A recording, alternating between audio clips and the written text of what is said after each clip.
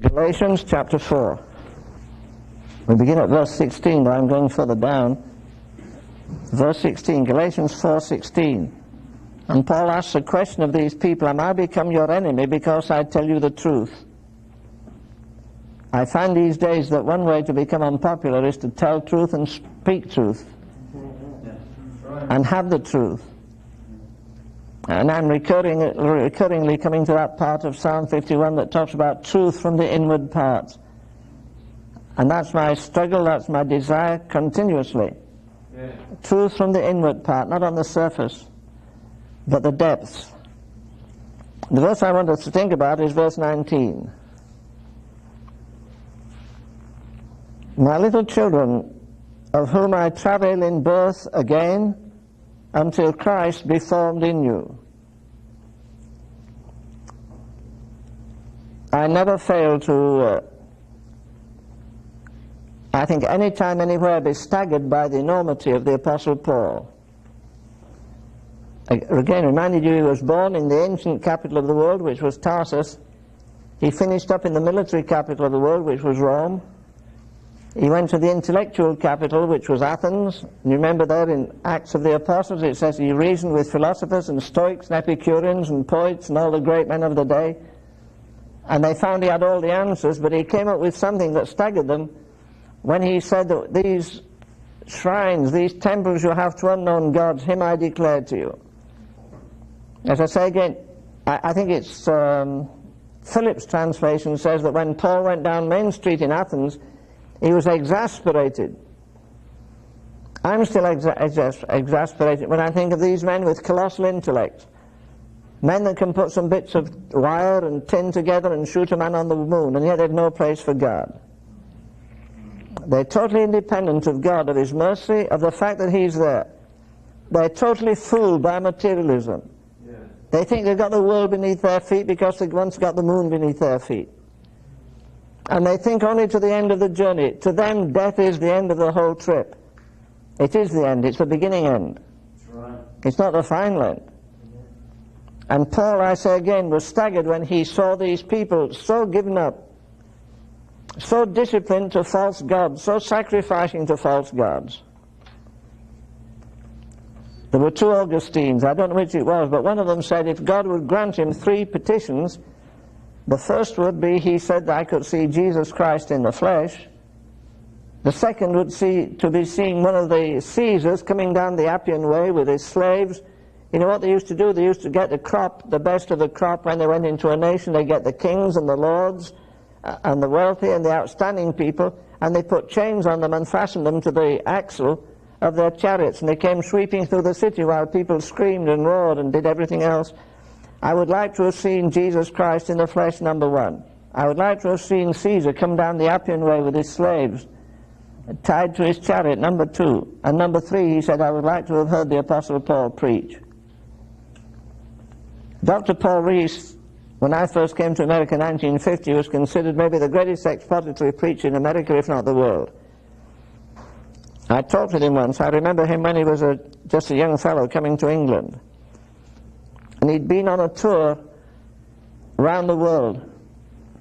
And I knew he took an extensive tour of Palestine. I said to him, well, at what point did you feel the greatest inspiration and thrill? I was sure he'd say Gethsemane or somewhere like that, and he didn't. He said, Brother Len, I stood right on the, because obviously, you know, when people say, I went on a tour of Israel, I walked today where Jesus walked, that won't get you into trouble at all. You walk today where Jesus walked. Thousands of people have thought that. What will get you into trouble if you say, I walk today as Jesus walked? I walk with victory over sin. Yes. I walk with refusing to let the devil get any grip on my life in any shape or form. But he said, when I stood there, the Parthenon is still there. It's a wreck, obviously. But to stand on that spot where Paul preached that tremendous message to the intellectuals of the day, and left them all confounded. They reasoned with him of so many things. But then finally, he snatched the trumpet of the resurrection. He blew a blast and it scared them to death. You see, they'd only thought to the boundaries of time. They've been lost in philosophies and speculations and arguments, and here comes a man. I'm almost ashamed to say this, it brings tears to my eyes anyhow, but I'm not ashamed to say it. A man with an experience is never at the mercy of a man with an argument. If you've been through a trial and experience, all the devils in hell won't persuade you that thing isn't real. You know it is, even with the grace of God. And you see, Paul has such a firm conviction, he knew from whence he came. People tease me because I say he had a colossal intellect. I think he still had the greatest intellect the world's ever known outside of Jesus Christ. And yet when I see this man, I can understand why Augustine said he'd like to hear him preach. I would too. Where did he get this incredible courage? Where did he get his unshakable faith? Where did he get his unbreakable love? That's an awful lot, isn't it? The stamina to go through all he went through? By his testimony, he was in deaths oft. It was a daily experience for something or somebody or somehow death to assail him. He's left in mouldy prisons. He's persecuted. His perils are deep, perils of his own countrymen, and yet he doesn't waver. I want that stamina. I want that incredible courage. I want that unshakable faith. I want that love that can bear all things. And listen, some are hard to bear. Don't fool yourself.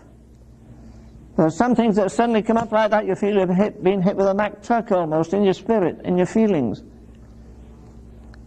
And again, you can't live by feelings. They're nice when you have them, but they're not so nice when they're the other way, are they? And we're all prone to have them, I know that. But listen, Paul says, my little children, whom I travail in birth again. In 1 Corinthians 4 and 15, he said, you've got 10,000 instructors, but I'm your father. I get people now calling me and say, you know, I came to Christ in your meeting at so-and-so. And I get a great lift out of that. Just a man came in yesterday that was, what's he been, about 20 years in Brazil. And he was telling us about the time you were up at Bethany and the times we had there. And you know, it's good you don't, you know, we take some statements. Things like Paul said, forgetting those things which are behind. And we think that means sweeping everything under the rug you don't want to remember. I don't think it means that at all. Forgetting all those things. I quoted to a man in my office today. I said, I don't know where I got this, but it stuck in my mind last year, that we Christians are in grave danger when we let our accomplishments become the ground of our assurance. Yes. I've written so many books. I've put out so many records. I've preached so many sermons. And I'm building on my own confidence. I'm building on my own faith, not on him, and he's a jealous God. That's right. I recognize every day I have nothing. Man in my office, a world-famous man, this afternoon, and he said, well, you've a lot to be grateful for. Your books will live. People keep telling me my books will live when I'm gone. I don't really want to get rid of me, but anyhow. I say, well, that's all right. I trust they will. If they bless somebody, that's all I care about. But that doesn't matter. It's my personal living relationship with Jesus Christ every day that matters. Yes. I can't live on this and that and the other thing. And that's exactly where Paul is. All right.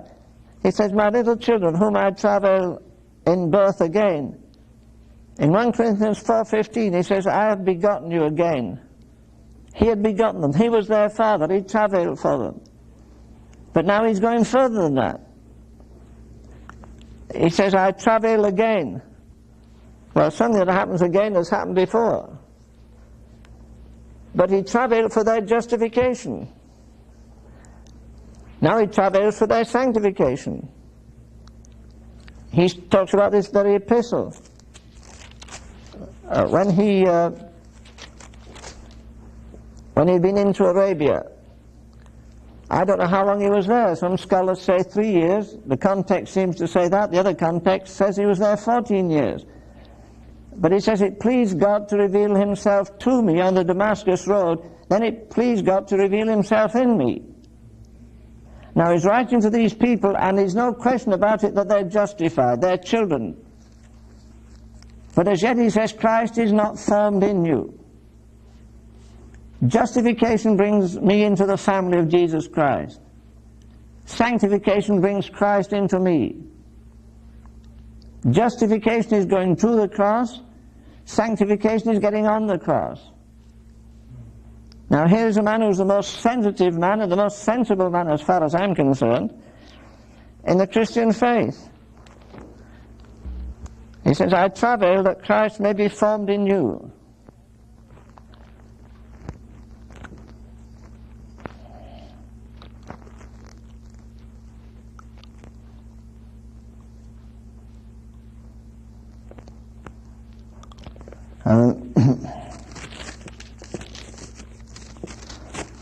The most famous passage, I guess, in this epistle of Paul to the Galatians is in chapter 2. And you know it so well, I'm sure. Galatians 2 and verse 20. I am crucified with Christ, nevertheless I live, yet not I, but Christ liveth in me. And the life which I now live in the flesh, I live by the faith of the Son of God, who gave himself for me, who loved me and gave himself for me. Why is he traveling birth for them? Well, I believe for this reason, that he's coming to such an experience of God that nothing moves him. Remember, he said, none of these things move me. Now get that very clear, because people say, you know, if you're really filled with the Spirit, nothing will hurt you. He didn't say that. Right. The only thing you can't hurt is a stone. Yeah. Things did hurt him. Yeah. You've got to remember, this man's pace is so quick. He goes so fast. He's so deeply rooted in God that even men that were filled with the Holy Spirit forsook him. They left him. He says, all men forsook me and fled. Nevertheless, the Lord stood by me. I don't believe God takes everybody the same way. He had been going and seeing super revivals and manifestations of God, and then the team falls apart. But he says, when all that bunch of people went, the Lord stood by me.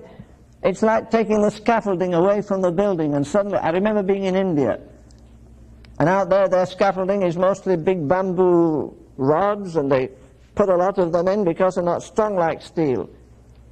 And they fasten the things together with raffia, with grass. Were you in India, Dale? No. But you know, when you see the building with all the scaffolding, it looks like a rag and bone yard or something. But when they take the scaffolding away, you suddenly see the thing in its beauty. You know, the Lord has to do that sometimes. He has to take the scaffolding away, that we can see him in his beauty, him in his glory. But I believe what Paul is praying for here, that Christ may be formed in you, is the same thing that he's saying in Galatians 2:20, I am crucified with Christ, nevertheless I live, yet not I, but Christ liveth in me. And the life which I now live in the flesh, I live by the faith of the Son of God, who loved me and gave himself for me. You see, this man is in the place where I think he wants them to come into that place that he came into here, but he's talking about dying to sin there and dying to self there.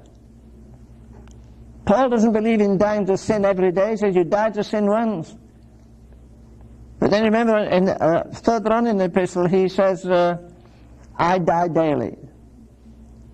Well, how can you die daily? He died to sin once. You die to choices every day. Yeah. You die to temptation every day. You die to circumstances every day. They'll either get on top of you or you get on top of them. And you can only do it not by mental resolution, but again by the power of the risen Christ of God inside of us. Yes. I die daily. And he expected to die daily. Satan is never going to be retarded. He's going to try some new manipulation. He's going to try some new discouragement. He's going to try some new roadblock. And yet he says again in Romans 8, we can be more than conquerors through him that loved us. You see, he interlaces all this teaching with experience.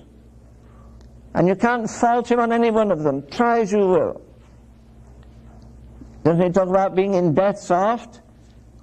and I die daily, and yet in every one of them he knows the resurrection power of God will lift him above those situations. And this is why I was praying that Christ may be formed in you. I don't want to see sickly Christians. I don't want to see weak Christians. I don't want to see nervous Christians. I'm not talking about physically, I'm talking about spiritually. That having that inward fortitude by the Holy Spirit of God, that he writes the devil off as a failure. I can do all things through Christ. Well, isn't that saying, devil, you're wasting your time on me? Oh, none of these things move me. Isn't he saying the same thing again? You can try it. You remember he comes at the end of Romans 8, he runs down the list there, where he said in verse 28, all things work together for good. But as he comes down, he says, what shall separate us from the love of Christ? Tribulation, distress, famine, peril, nakedness, sword. And then he goes on, he says, neither things present nor things to come. As much as to say, devil, go work out another plan. Make some new weapon in hell if you like. But neither things present nor things to come, nor height, nor depth, nor any other creature. Well, he's just about settled everything the devil has that he can throw against him. And he said, I'm sure, so sure of my strength in Jesus Christ, that I'm steadfast and immovable and always abounding. I say, I want that stamina. I want that joy unspeakable. I want that faith unshakable. I want that love that's unbreakable. I want God to see me triumph in every situation, because he didn't die for anything less in my life. It's not spasmodic, it's not erratic. I've got to fix my goals, and by the grace of God climb the highest mountain, go the most difficult way. None of these things move me, he says. I mentioned this to someone today, and they said, well, there are not many people there. I said, I don't suppose there are. But I think what Paul is saying when he gives us his testimony is, listen, I'm not some speciality. What we call abnormal, I believe he was saying, this is a normal Christian life, for you to be more than conquerors over everything, over every situation. Yeah. And I know what the devil will do to me in the next 2 days. He'll make me want to prove that. But again, we were rooted and grounded in him. There isn't a person anywhere in the Scripture that's more Christ-centered than the Apostle Paul. You can't give him any credit. He said, it's not I, but it's Christ that liveth in me. He's gone through the whole gamut, I say, of testing and trial. And he wants these people to come into that maturity.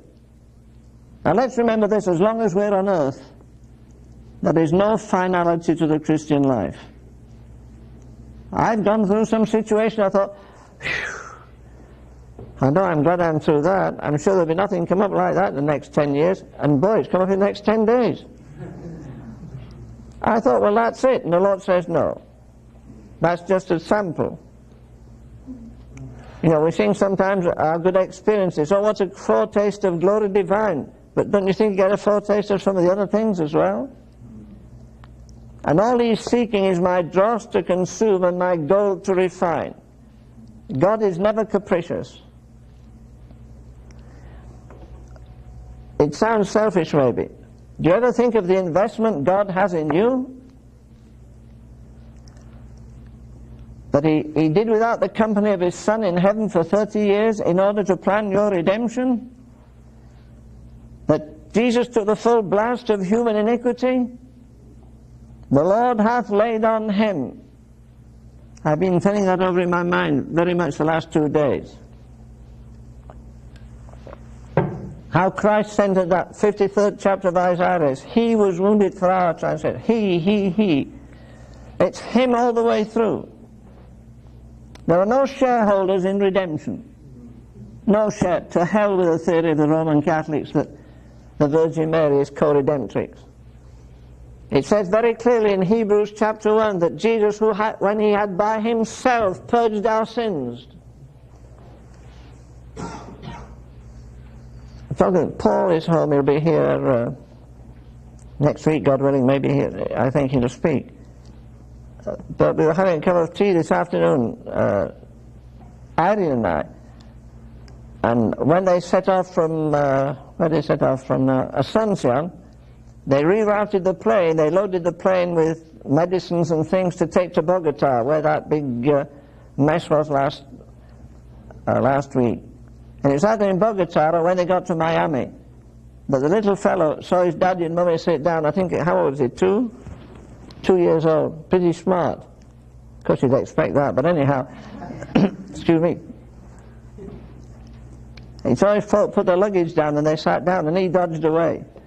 And suddenly, hey, what's his name? Andy Jason. What a title. Andy Jason Ravenhill, what a name. Anyhow, the little guy ran away, so Paul set off this way. And the little fellow ran that way, and Paul nearly got him, and he slipped past him and went somewhere else, and Paul was going round some people. A little fellow ran back to his mother. He said, Mummy, Daddy's bothering me. I thought, well, isn't that like us? You know, when the Lord starts coming in here, Lord, you're bothering me. I mean, everything isn't going as smooth. You suddenly stop me, you're bothering me. And he says, all I'm doing is your dross to consume and your gold to refine. Yeah. Aren't you glad you can't choose your own way? There's a hymn that says, I cannot choose my lot, I would not if I might. I'd rather walk in the dark with God than walk alone in the light. I'd rather walk by faith with Him than go alone by sight. It's lovely. I sang it for years, didn't know a thing it meant. But boy, when I tell you what, I put my tongue in my cheek sometimes. In fact, I don't sing it sometimes. We sing such vast things to God. Yeah. Supposing God gave you the next 5 years, you can walk in darkness at light. Come on, which would you choose? In the next 5 years, you can lose your dearest friends, but I reveal, right? Would you choose it? Would I choose it? I could do without a lot of friends. A lot, not all, by a long way. One or two who are as precious as life to me. But see, God is not working everything to the way of my thinking. You know, if you can unveil eternity and see the rewards that are going to be given out for this very commonplace day. As I said to somebody, I think it was yesterday, the day before, something to this effect, I wonder how much God has enjoyed this day. How much has He enjoyed in my life? In my conversation? Jesus died to everything. An old hymn says, He was poor to give me treasure. He was slave to make me king. He was hated. Not Gabriel, not Michael, not an angel. The Son of God was hated without measure. I woke up in the last night, or the night before, and that verse hit me so hard, I haven't fathomed it, never will, I guess. It pleased the Lord to bruise Him. What did God see in bruising His Son? I don't know. But He was bruised almost from His infancy until His death. He was rejected. Rejection is hard to take. And yet Paul is in that place where when everything collapses round about him, he's triumphant. He says, in all these things I'm more than conqueror. So Satan invents some new hellish thing, if you like. But neither tribulation or distress or famine or tribulation is external. Distress is internal. Famine is physical. Work all those things out. They're not just one kind of big mess. And if you can get through that chapter and say triumphantly, I want to live there, I want to be there. Now when I say to people, you know, we're going to be as mature 1 billion years inside of heaven as we are now. I believe our maturity ends with death. Not our revelation of God. Why should God make me more spiritual after I die than I am now? I need that spirituality now. I'm convinced that most people want minimum spirituality with maximum blessings in eternity, and it won't work. I want Paul to tell you next week, and I guess he will. Some of you know a few years ago, about 15 years ago, a man by the name of Tommy Hicks went down to Argentina. He wasn't known. God said go to Argentina. He went. He got crowds of 120,000 a night without any publicity on TV or anything. He would just put his hands up and declare deliverance to people up in those great stadiums. When they finished the meeting every night, they took trucks all around the stadium. People had taken off irons they had on their legs or body braces and things. And every night they took truckloads of things out. Peron was the president then, and he was sick, and Tommy Hicks went and prayed for him. He had a skin disease, and Tommy Hicks prayed for him, he got healed. Why, I don't know. God showed his mercy. There's another man down there now. He's been selling nuts and bolts until a few months, I think. I'm not just sure.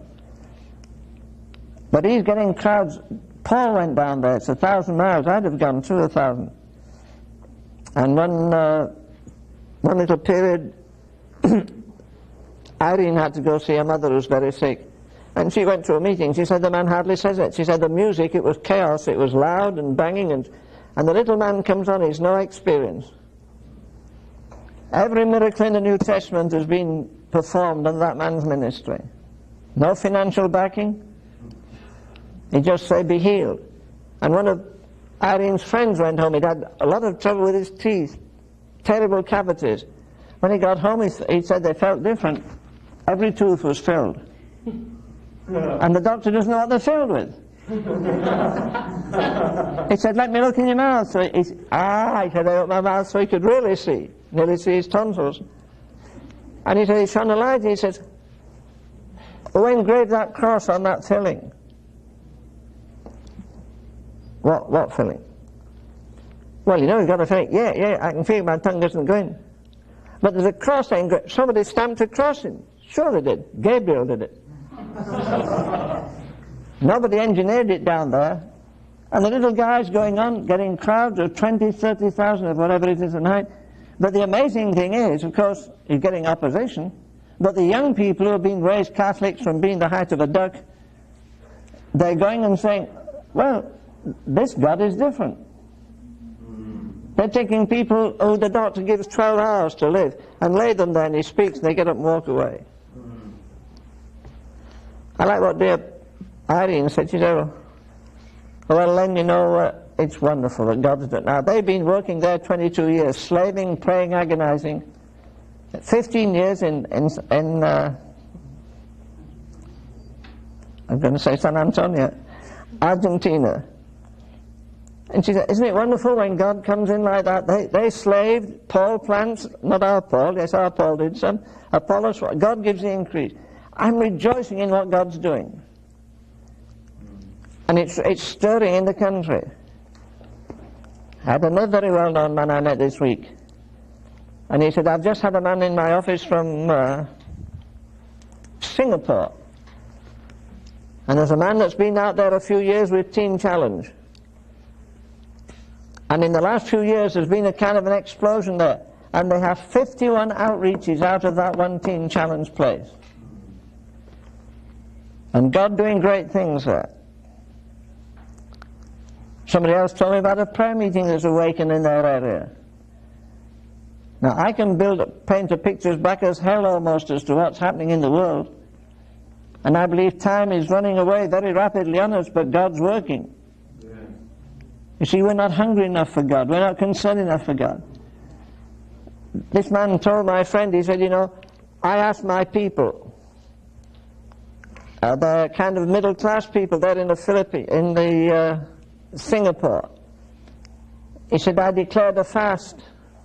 And would you believe it? 40 days afterwards, some of them were saying, look, we've been living for the last 40 days on a plate of rice and a couple of glasses of water. They mean business for God. We're going to see God come down here. You can't get that in America anywhere. Maybe some of us will have to pioneer in it. We see this man has a quenchless thirst for souls. He isn't going to let God alone. He isn't going to let the devil alone. He isn't going to let men alone. I looked for my St. Paul and couldn't find him. To read some of F.W.H. Myers' St. Paul. If you ever see that, buy it. It's worth anything you have to pay for it. But he says about Paul, then with a rush, the intolerable craving shivers throughout me like a thunder roll. Oh, to save these, to perish for their saving. See, this man is so determined, he'll drive demons out of people. He stands before a king, and here's a king that can put him to death, and he goes to work on the king like that. He's not afraid of kings, he's not afraid of demons, he's not afraid of men, he's not afraid of principalities and powers. I ask you in God's name, what would happen if we had 10 people like that in the Tyler district? They say, I'm not a bit concerned anymore. I'm going to see God work. I've got some men on my heart that nearly crush me.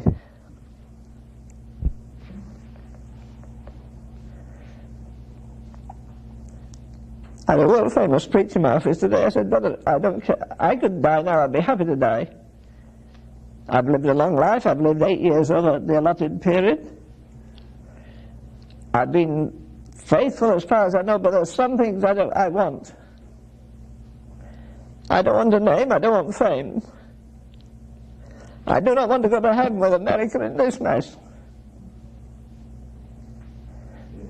I don't want to go to heaven when I can't see a breath of life spiritual in a Tyler district.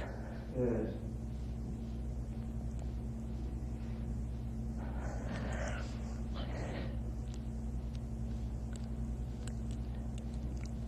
We say sometimes, 5 minutes inside of heaven, we'll all be amazed at how little we've done for God, how little we've seen. We'll be amazed how much we conceded to the devil because we weren't smart enough. I'm not smart enough. I'm not alert enough.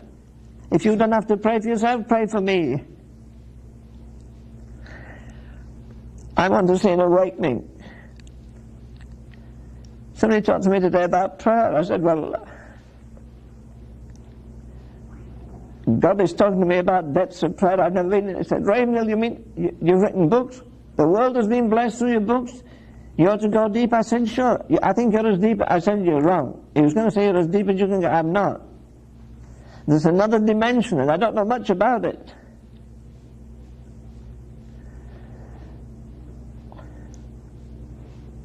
I believe if we really love God with all our heart, we'll hate the devil comparatively as much as we love God. I'm not concerned about a man's station in life, his bank balance, or whether he owns a bank, or whether he owns the best car in the town, or whether what he's got. The devil's having too much of his way. And I'm determined to stand in his way as much as I can anyhow. But remember in Acts where Paul stands before King Agrippa, one of the most cruel of all the Agrippas. And he says to King Agrippa, when he'd argued with him, he said, I wish you were as I am. Isn't that a snubbing? You're a king, you rule an empire, you can command servants, you can command armies. He said, I wish you were as I am, except for these bonds. There he is chained, and he's talking to a man who's free, and yet the man who's free is bound, and the man who's bound is free. Yeah. He's talking to a man who thinks on top of the world, and here's a man who's on top of the world.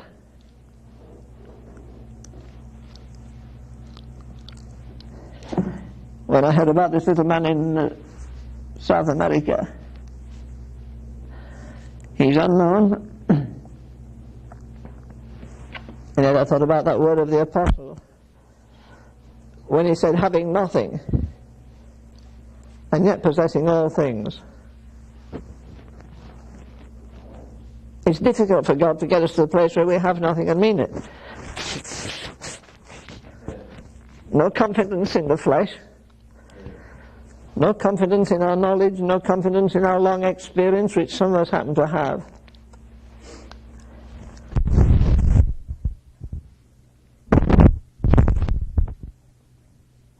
I'm pretty mad at the devil tonight. I'm pretty mad with myself, to tell you the truth. Not just here tonight, let's do it, but when we leave, let's ask God to show us what is the secret to a breakthrough in Tyler. Because he says, beginning at Jerusalem. I'd like to live without sleep if I could. I'd like to live with less food. Paul has dominion in every area of his body. He can put his body under. His appetites, whatever they are, whether it's his direction. The Greeks used to say, didn't they, magnify thyself. Paul says, magnify God. If you know God, you'll soon know yourself. He'll show you the weakness, he'll show you the failure, he'll show you the obstructions. Yes. So he's praying, he says, I'm going to travel. He travelled once and they were born, but now he's travelling again, not that they'll be born again, but instead of them being born into Christ, Christ will be born in them. Does it say, first of all, I in them and thou in me? Then he says, if ye abide in me, first of all, and then my words abide in you. You know, that's the union every one of us ought to want more than anything in life. You know, some people say, I come down to a heavy with you on Friday nights. Well, I'm sorry. And yet I'm not sorry. I like to think I'd like to teach you. I would like to have heard at your age what I'm saying to you now. I'd like to have somebody have taught me this. Not that it's the best teaching in the world, but it's not the worst either.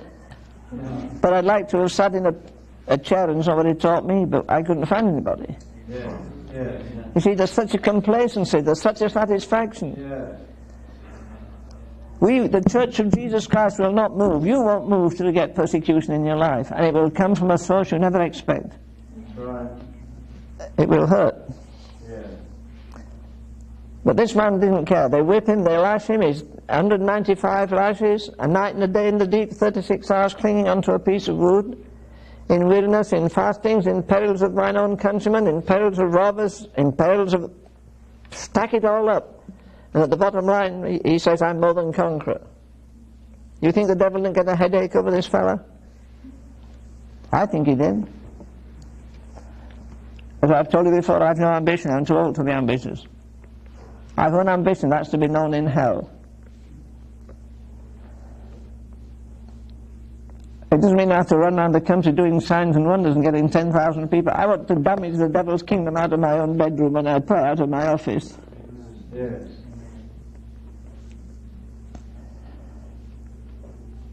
I've told you before, I say again, I think that the church today is an embarrassment to Jesus Christ. He didn't die for a church that's moving like a snail. He didn't die for people who want to be holy on Monday and Sunday and carnal on Monday. Who want the approbation of men and women and don't care too much about God. I like people. Sure I do. At one time I was concerned that people like me. But that popularity thing passed. I want to live as near as I can to God.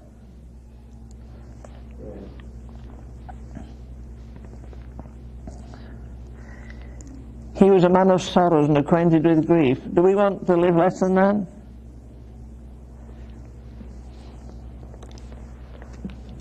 Do we want spiritual blessing and not spiritual travail? As I quit with the preachers, often there are more travelling preachers than travailing preachers, and that's pretty obvious.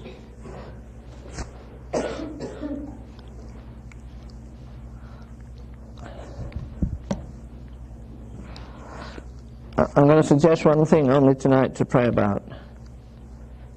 Dear Brother Spencer here has been on my mind night and day for weeks. And as most of you know, anyhow, he's the fellow with that nice white sweater, whatever it is there. And are you a full-blooded Indian, Spencer? Yes. What tribe? Kiowa. Well, you heard that. And yeah, pray for Spencer. I want us tonight to really pray there'll be a breakthrough amongst the Indians. There are 2 million Indians in America. Why is it so exciting to go to the Amazon to the Indians? What about the Indians on our doorstep? Many of the Indians up there are better off than the fellows around here. All we've done with Indians is introduce them to the white man's sins. How to drink, how to be lustful. Oh, they've got a few benefits, but not what they should have. And there are 2 million of them now without God and without hope in this country. I don't know how many in Canada. I know somebody, a friend of mine, went to Western Canada and said that when he got to the Indian settlements there, you'd think it was 100 years back. And most of them were staggering around drunk. And the biggest drunkard in the whole shebang was a Catholic priest. There's such wildness that sometimes the Royal Canadian Mounted Police don't go in. I think they said in one section they haven't been in for 6 months.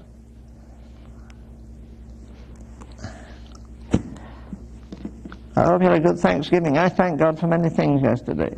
Not just for meals, not just for the country, but for other things. I don't know how long they're going to be ours. But you see, unless Christ is formed in me, I can't pray like Christ, I can't think like Christ, I can't have the love of Christ, I can't have the peace of Christ, I can't have the union with the Father that he had unless he's formed in me. The very nature of Christ himself. Doesn't Wesley say in one of his hymns, "Thy nature, gracious Lord, impart, come quickly from above, write thy new name upon my heart, thy new best name of love."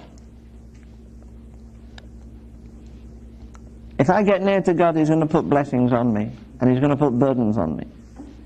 Because his first invitation was, my yoke is easy, and my burden is light.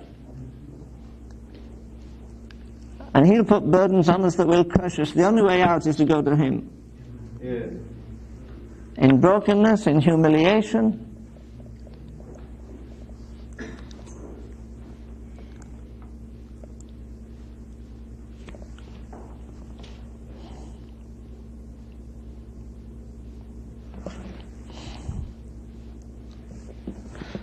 I'm going to ask you to sing a verse before we pray.